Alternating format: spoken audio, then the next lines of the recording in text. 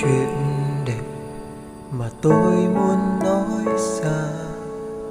Ngày đó em thật đẹp, nụ cười nét thơ ngây. Hôm ấy trong buổi chiều tan trường, hoa cài trên mái đầu, duyên dáng dịu dàng biết bao. Ngày ấy cô gái tôi yêu, em mặc chiếc áo dài trong trắng an nhiên như tà áo.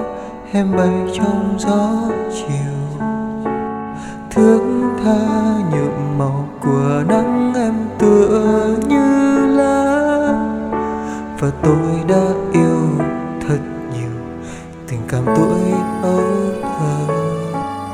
Rồi mai đây khi nắng lên, em sẽ về nơi đó. Chỉ có tôi chờ đợi hình bóng ai, mà chẳng về đây nữa rồi.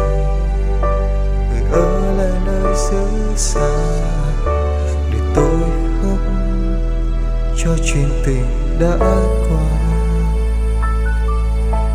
Chuyện buồn vui bao nhiêu lần cô giấu,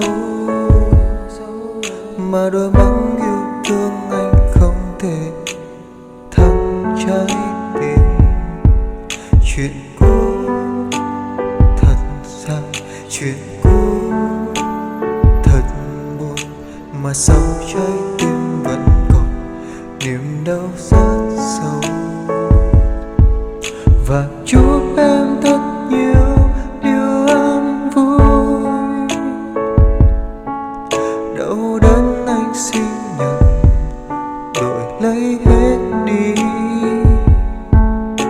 Người về nơi chưa bắt đầu, người cho anh nước cơ hội, người lấy đi hết tất cả những gì đã trao.